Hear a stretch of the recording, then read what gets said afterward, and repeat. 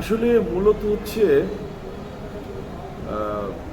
শান্তির কথা যদি বলি, মানুষের মনে কিন্তু অর্থনৈতিকভাবে পিস শব্দটা কিন্তু নাই। বাজারের ঊর্ধ্বগতি এবং যে কোনো জায়গায় থাকার যে একটা অবস্থান থাকে মানুষের, একটা কথা তুমি মনে রাখবা যে আমি এখন চাপলা রেস্টুরেন্টে বসাই, এটা একটা খাবারের বিজনেস। বিনোদন, ছবির সিনেমা হল আর বিনোদন আর হচ্ছে খাবার দাবার, এটা অর্থনৈতিকের উপরে ডিপেন্ড করে। একটা পরিবারের যখন নাকি ঘর ভাড়া হয়ে যায়, একটা পরিবারের যখন নাকি তোমার হচ্ছে কি বলে খাবার দাবারের পোষণগুলি কমপ্লিট হয়ে যায়, তখন আসে একটু কাপড় চোপড়ের কথা, লেখাপড়ার কথা। সেটাও যদি কমপ্লিট হয়ে যায়, তখন আসে হচ্ছে খাবারের কথা, সাথে হচ্ছে সিনেমা হলের কথা।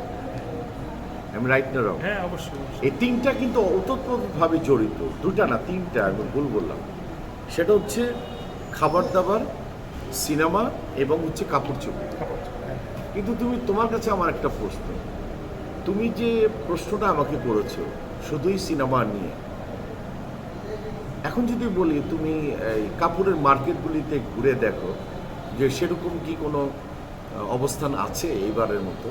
সিনেমা এই অবস্থানে গিয়ে দাঁড়িয়ে আছে, এটার জন্য দায়ী হলো আমরা। এখন তুমি বলতে পারো যে কেন দায়ী আমরা? 11টা ছবি রিলিজ হবে, এটা মানতে হবে। যখন নাকি 1200 সিনেমা হল ছিল, 800 সিনেমা হল ছিল, 500 সিনেমা হল ছিল, তখন 5টা ছবি রিলিজ হতো।